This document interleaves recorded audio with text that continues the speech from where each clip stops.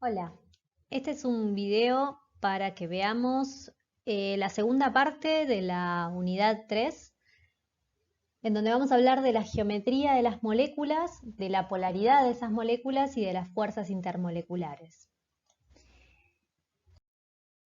Acá vamos a ver algunos ejemplos de cómo se distribuyen los átomos formando una molécula en el espacio. Fíjense que acá tenemos una molécula diatómica, es decir, tiene dos átomos que se representa en forma lineal porque la única manera de distribución en el espacio de dos átomos unidos por un enlace covalente es en una distribución lineal, pero fíjense en moléculas en donde hay cuatro elementos diferentes unidos a uno central, como ya los átomos se distribuyen de una manera diferente en el espacio, un poco en parte por el tamaño que poseen esos átomos y también en parte para maximizar la distancia entre los pares electrónicos. Acuérdense que los pares electrónicos que forman la unión de enlace covalente tienen cierta repulsión porque los electrones tienen todos la misma carga. Entonces, de esa manera hay que pensar cómo se van a distribuir los elementos en el espacio para minimizar la repulsión electrónica en función de los enlaces químicos. Y eso es lo que nos va a dar lugar a diferentes geometrías de las moléculas y también eso nos va a permitir después analizar la polaridad de esas moléculas. Más allá de la polaridad de los enlaces, podemos, una vez que encontramos la geometría de la molécula completa, podemos analizar cuál es la polaridad de la molécula completa. Bueno, recordamos un poquito la diferencia principal o más importante entre los enlaces iónicos y los enlaces covalentes. En los enlaces iónicos lo que tenemos es una transferencia neta de electrones, por lo tanto un átomo va a quedar con carga positiva y se va a transformar en un catión y otro va a quedar con cargas negativas y se va a transformar en un anión. De esa manera, la unión o la fuerza de unión entre esos dos átomos es netamente electrostática, es el único tipo de fuerza, digamos, que tenemos, porque justamente lo que se está representando es la unión a través de cargas, ¿sí? En cambio, cuando tenemos enlaces covalentes, acá no tenemos transferencia neta de electrones, sino que tenemos electrones que se están compartiendo entre dos átomos. Entonces, en ese caso, tenemos que pensar, para entender cómo es la distribución en el espacio de estos átomos formando la molécula, tenemos que pensar en la repulsión de esos pares electrónicos. Entonces, la ubicación de esos átomos en el espacio no es aleatoria, sino que tiene un sentido. Y para poder estudiar esto, aparece o surge lo que se llama la teoría de repulsión de los pares electrónicos de valencia. Esta teoría básicamente lo que hace es explicar cómo los pares electrónicos se ordenan alrededor del átomo central para poder estar entre ellos lo más lejos posible de manera tal que la repulsión sea mínima. Esa distribución de los enlaces alrededor del átomo central va a depender de la cantidad de enlaces que existan y siempre la distribución va a darnos lugar a la geometría de la molécula, es decir, a cómo se distribuyen los átomos en el espacio para formar la molécula. Existen cuatro reglas que se deducen de esta teoría, la teoría de Trepev, así es como se la conoce abreviadamente, que nos van a dar lugar a encontrar la geometría de las moléculas. Lo primero que tenemos que tener en cuenta es el número de pares de electrones que están involucrados en las uniones. Eso es lo que llamamos pares compartidos, es decir, la cantidad de enlaces que tenemos. Y no solo eso, sino también la cantidad de pares que no se comparten, es decir, los pares solitarios. Entonces tenemos que tener en cuenta los pares compartidos y los pares solitarios. Lo que va a suceder es que estos pares, ya sean compartidos o solitarios, van a tratar de distribuirse en el espacio maximizando la distancia entre ellos. ¿Para qué? Para minimizar la repulsión. Otra cosa importante a tener en cuenta es que los pares electrónicos no compartidos ocupan más espacio que los compartidos. Por lo tanto, esto va a hacer que la distribución de los pares electrónicos no compartidos sea distinta a la de los pares compartidos. Y por último, las uniones múltiples, las uniones covalentes dobles o triples, se consideran en términos de distribución electrónica y de cargas geométricas y de geometría molecular, se van a considerar como simples. Es decir, vamos a contar alrededor del átomo central la cantidad de pares electrónicos que están compartidos y que están solitarios, y aquellos enlaces que sean dobles o triples los vamos a considerar como simples. Ahora vamos a ver un par de ejemplos para que quede un poquito más claro estos conceptos, estas 4 reglas. Acá tenemos el ejemplo de la molécula del dióxido de carbono. El dióxido de carbono, con el carbono como átomo central, va a distribuir a los 2 oxígenos, con ambos está formando uniones covalentes dobles, y lo que vamos a tener es 2 zonas de la molécula que van a estar bastante ricas en energía, en electrones, ricas en energía negativa. Entonces, la manera más práctica de separar a estos pares electrónicos es ubicarlos en una geometría lineal. De esa manera, lo que vamos a tener es los 2 pares electrónicos que se están compartiendo, en realidad los 4 pares electrónicos, porque son 2 enlaces dobles, van a estar lo más lejos entre sí. ¿Sí? La única manera de tenerlos lo más lejos posible y disminuir la repulsión es tenerlos en un enlace de tipo lineal. Ahora veamos otro ejemplo que es el del fluoruro de boro. Acá tenemos 3 enlaces covalentes simples. El boro comparte sus 3 electrones en 3 electrones simples y no deja ningún electrón sin compartir. Entonces esto es lo que va a dar lugar, para poder generar la mayor distancia posible entre esos pares electrónicos, esto nos va a dar lugar a una molécula de tipo trigonal plana, es decir, la molécula con el átomo central va a estar formando un triángulo plano, ¿sí?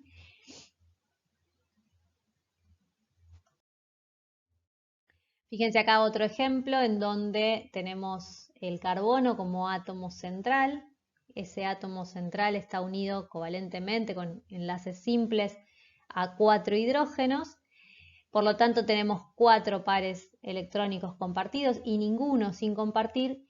Y la manera en que estos pares electrónicos están lo más alejados posibles entre sí es que la molécula tome una geometría tetraédrica, es decir, hay uno de los hidrógenos hacia arriba del carbono y los otros 3 están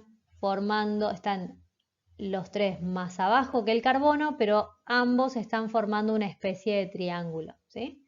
Por eso se llama tetraédrica.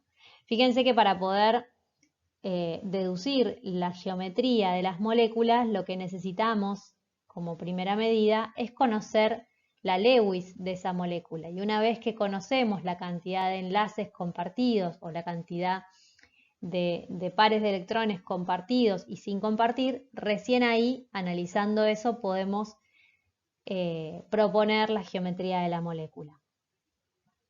Después acá tenemos otras 2 moléculas, que es la del amoníaco y la del agua, en donde vamos a analizar qué es lo que sucede en estas moléculas con los enlaces y también con los pares electrónicos sin compartir.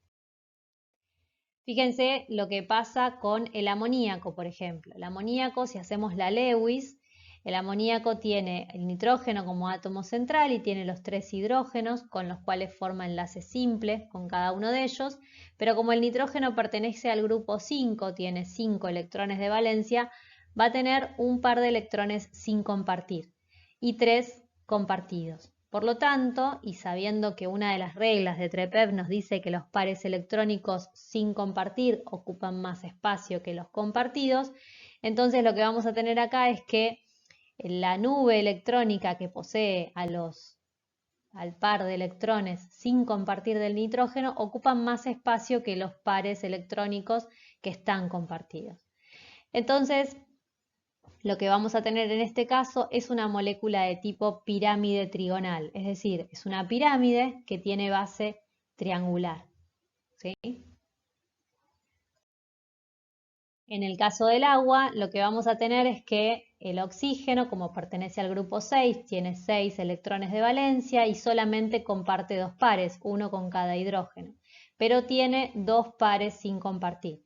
Acá de vuelta nos basamos en que los pares sin compartir ocupan más espacio que los compartidos y entonces si tuviésemos que analizar la geometría de esta molécula tenemos que tener en cuenta eso y lo que terminamos deduciendo es que la molécula de agua es angular.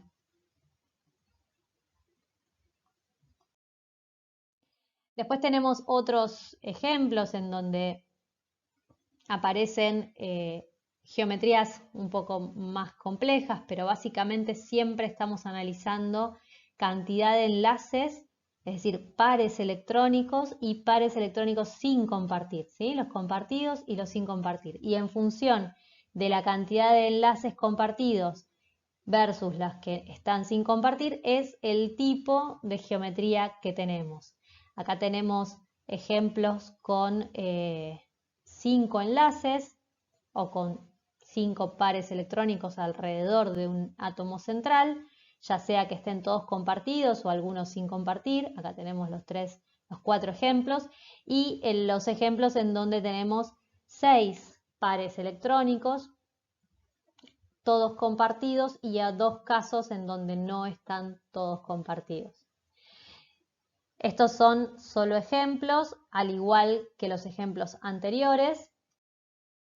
Acá tenemos una tabla que esto les va a servir para resolver la guía de ejercicios, en donde aparece en la tabla el número de pares de electrones que se están compartiendo, la distribución de los electrones y la geometría molecular. Acá hay algunos ejemplos simplemente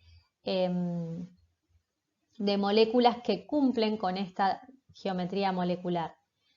Esta tabla sería bueno que la tengan a mano cuando vayan a resolver los ejercicios, lo mismo que también les dejé en el campus otras tablas que son un poquito más complejas, en donde aparecen no solo el número de electrones compartidos, sino también el número de electrones sin compartir. De esa manera van a tener toda la información para poder resolver los problemas que están en la guía. Y si avanzamos un poquito más, una vez que conocemos la geometría de la molécula, es posible que empecemos a analizar si esa molécula es polar o no polar. Porque hasta acá, en la semana pasada, habíamos visto y hablamos un poco acerca de la polaridad de los enlaces. Habíamos dicho que los enlaces covalentes, en función de la electronegatividad que tienen los átomos, podemos decir si un enlace es polar o no polar. Recuerden que si la diferencia de electronegatividad era distinta de 0, pero menor que 2, teníamos enlaces covalentes del tipo polar. Había una zona de la molécula, una zona del enlace que tenía mayor densidad de carga negativa y otra con mayor densidad de carga positiva. Ahora avanzamos un poquito más, deducimos cómo se plantea la geometría de una molécula y entonces una vez que conocemos la geometría de la molécula podemos analizar si la molécula en sí es polar o no. Ya no el enlace particular o los enlaces aislados, sino las moléculas. Entonces, lo primero que tenemos que pensar es, o definir mejor dicho, es el momento dipolar. El momento dipolar es una fuerza que tiene obviamente una magnitud y también tiene un sentido. El momento dipolar lo que nos va a decir es hacia dónde se encuentra distribuida la mayor cantidad de electrones en un enlace. Y en función de la geometría molecular podemos analizar todos los enlaces presentes en la molécula y entonces deducir si la molécula presenta momento dipolar. Si presenta momento dipolar, entonces la molécula es polar. En cambio, si los momentos dipolares de los enlaces se terminan anulando, la molécula no va a ser polar. Los momentos dipolares se consideran, esto no es necesario que ustedes lo dibujen en las moléculas, pero sí que lo analicen. Los momentos dipolares siempre se dibujan o se consideran apuntando con la magnitud, apuntando con la flecha hacia el elemento más electronegativo, ¿sí? Y por supuesto que la magnitud va a depender de la diferencia de electronegatividad de los elementos. Cuanto mayor sea la diferencia de electronegatividad, mayor va a ser la magnitud del momento dipolar. Entonces fíjense en el caso del dióxido de carbono, que habíamos dicho que es una molécula lineal, porque tenemos cuatro enlaces, pero son dos enlaces dobles, entonces se consideran como dos para la geometría, y no tenemos pares de electrones sin compartir, por lo tanto la molécula es lineal. Y vemos que entre los dos enlaces, si analizamos cada uno por separado, el oxígeno es el elemento más electronegativo, por lo tanto el momento dipolar apunta hacia los oxígenos, desde el carbono hacia los oxígenos. Entonces, si analizamos la molécula completa, si bien cada enlace es polar, la molécula completa no lo es, dado que los dos momentos dipolares se terminan anulando. ¿Por qué se anulan? Bueno, se anulan porque tienen la misma magnitud, es decir, los átomos involucrados son exactamente los mismos, y tienen sentido contrario. Por lo tanto, como toda fuerza, se terminan anulando. Fíjense lo que sucede para la molécula del agua. La molécula del agua también vamos a tener, podríamos analizar el momento dipolar de cada uno de los enlaces entre el hidrógeno y el oxígeno. El oxígeno es más electronegativo, así que los momentos dipolares apuntan hacia el oxígeno, y como en este caso los momentos no se anulan porque tienen direcciones no contrarias, es decir, las direcciones no terminan anulándose, podemos sacar una resultante de la suma de esos dos vectores, y por lo tanto la molécula de agua sí es polar. Entonces, acá como un pequeño resumen de los pasos que tenemos que hacer para determinar si una molécula es polar o no. Lo primero que tenemos que analizar es cada uno de los enlaces que están presentes en la molécula. Cada enlace tiene que analizarse para ver si es o no es polar. ¿Cómo me doy cuenta de eso? Analizando la diferencia de electronegatividad entre los elementos que forman el enlace. Como segundo paso, tenemos que analizar hacia dónde apunta ese momento dipolar, ¿sí? Siempre hacia el lado donde tenemos el elemento más electronegativo.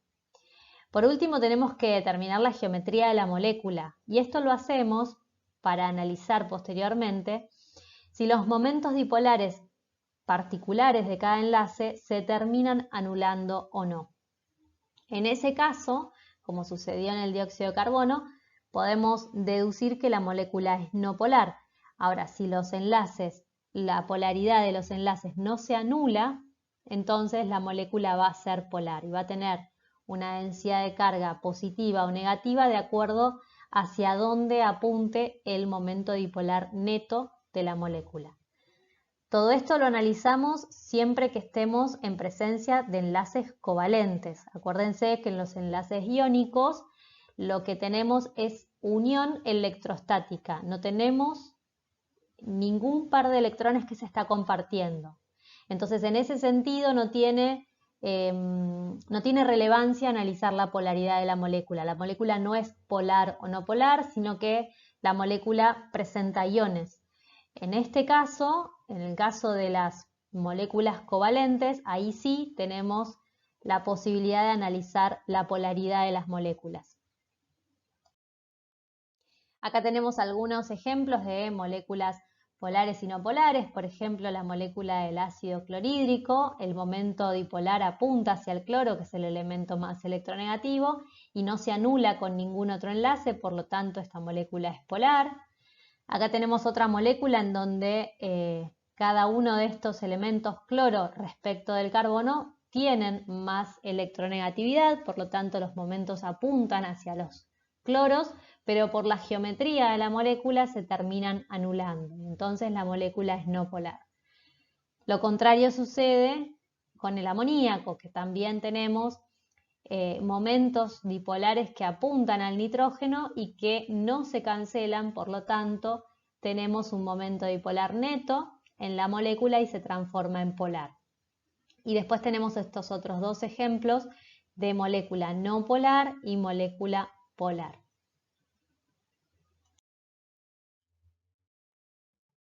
Bien, entonces, una vez que analizamos la geometría de las moléculas y podemos deducir cuál es la polaridad de las mismas, entonces pasamos a hablar de fuerzas intermoleculares. Las fuerzas intermoleculares son fuerzas de atracción entre moléculas, no son enlaces químicos, sino que son fuerzas que atraen a dos moléculas aisladas. Entonces, nosotros podemos analizar dentro de una misma sustancia cómo se atrae esa molécula con otra igual o con otra distinta. Los tipos de fuerzas que vamos a estudiar en esta materia son fuerzas de tipo dipolos transitorios o London, fuerzas de tipo dipolo permanente o que también se llaman dipolo-dipolo. Hay un caso particular de los dipolo-dipolo que es el puente hidrógeno que también vamos a mencionar. Y después vamos a ver las fuerzas que existen entre dipolos permanentes y dipolos inducidos y las fuerzas que involucran a iones y moléculas. Vamos a analizar cada una por separado. Primero, las fuerzas de London. Las fuerzas de London son las más débiles que se conocen. Son las fuerzas más, las fuerzas más débiles que se conocen y suceden entre moléculas no polares. ¿Por qué entre moléculas no polares? Porque las moléculas no polares no poseen polos.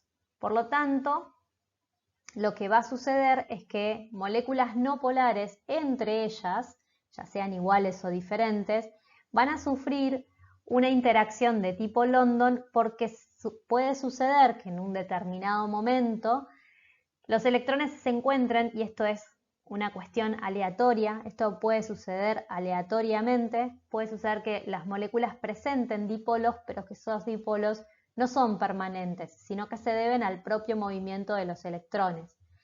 Puede suceder que alguna molécula que es no polar, de repente presente un dipolo transitorio. Y entonces, si una molécula presenta un dipolo transitorio, una zona positiva, una zona de densidad de carga positiva y una zona de densidad de carga negativa, al estar cerca de otra molécula, induce a que la otra molécula también forme un dipolo transitorio. ¿Cómo lo va a hacer? Bueno, si esta molécula tiene una densidad de carga positiva cerca de la otra molécula, entonces la otra molécula se va a acomodar en sus electrones para que la zona que apunta a la molécula primera lo haga con un dipolo negativo. Eso es lo que sucede cuando tenemos moléculas no polares. Las moléculas no polares, como no presentan polos permanentes, puede suceder que presenten dipolos inducidos y entonces una vez que una molécula presenta un dipolo, las vecinas se acomodarán para compensar el dipolo formado. Después existen las fuerzas dipolo-dipolo. Este tipo de fuerzas suceden entre moléculas polares.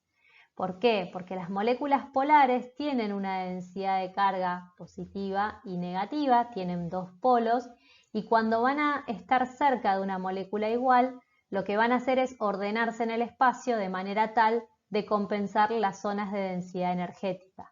Fíjense como, por ejemplo, esta molécula que tiene una densidad de carga negativa hacia abajo, la molécula que está por debajo se va a acomodar para compensar esa densidad de carga, ¿sí? Y esa fuerza que mantiene cerca a estas dos moléculas se llama dipolo-dipolo, justamente porque la primera molécula tiene un dipolo y la segunda también. Esta fuerza es un poco más intensa que la de London, estamos yendo desde las menos intensas hacia las más intensas.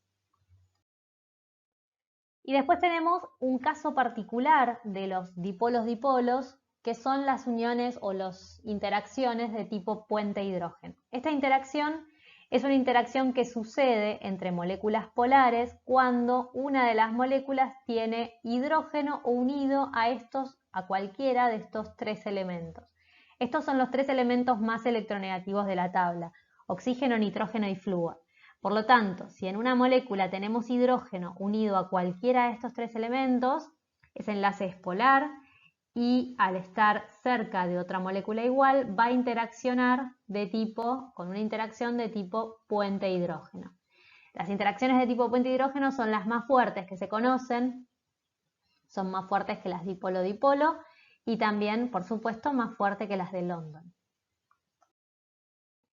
Acá tenemos un ejemplo de cómo interacciona una molécula de agua con otra molécula de agua. Fíjense que la molécula de agua tiene justamente una unión de tipo puente hidrógeno porque tenemos oxígeno unido al hidrógeno. Y entonces cuando interacciona con una molécula igual, lo que va a suceder es que la interacción se va a dar entre el elemento más electronegativo de la primera molécula con el más electropositivo de la segunda. Y en ese caso lo que vamos a tener es un tipo de interacción que se llama puente hidrógeno. Lo mismo sucede en el amoníaco y lo mismo va a suceder entre el agua y el amoníaco. Si mezclamos agua con amoníaco, la interacción también es de tipo puente hidrógeno. Fíjense que acá la diferencia que existe en la representación es que los enlaces covalentes están representados con líneas llenas y las interacciones, como no son enlaces químicos, están representadas con líneas punteadas, ¿sí? Y algo importante también a tener en cuenta es que las uniones de tipo puente hidrógeno, las interacciones de tipo puente hidrógeno, suceden cuando los enlaces químicos se dan entre elementos muy electronegativos y el hidrógeno.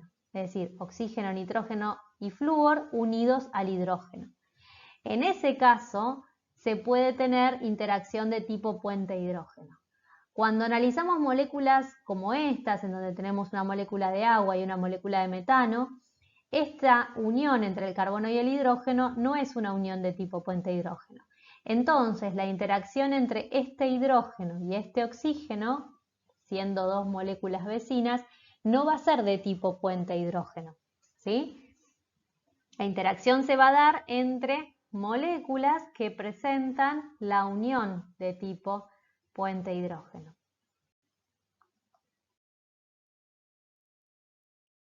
Bueno, y después están los casos particulares en donde tenemos dos moléculas de diferente tipo y tenemos que analizar cómo esas dos moléculas de diferente tipo van a interaccionar. Por ejemplo, una molécula que es polar, tiene un dipolo permanente, con una molécula que es no polar o apolar como la molécula del cloro. Lo que va a pasar acá es que la molécula polar, como tiene sus polos con sus cargas definidas, va a intervenir en la nube electrónica de la molécula no polar de manera tal que las cargas se compensen. Entonces este tipo de interacción va a ser dipolo inducido, porque la segunda molécula tiene un dipolo inducido por la primera, así es como se llaman. Después tenemos las interacciones entre un ion, puede ser un catión o un anión, y una molécula polar. ¿Sí? Fíjense que un ion es una carga puntual, ya sea positiva o negativa. Al estar rodeada por una molécula polar, la molécula polar va a apuntar hacia el ion con la carga contraria para poder compensar esa carga. Este tipo de uniones, de interacciones, mejor dicho, se llaman ion dipolo. Y lo mismo va a pasar entre un ion y una molécula no polar, ¿sí? También se va a inducir un dipolo en la molécula no polar para poder compensar la carga del ion. Y esta interacción se llama ion dipolo inducido.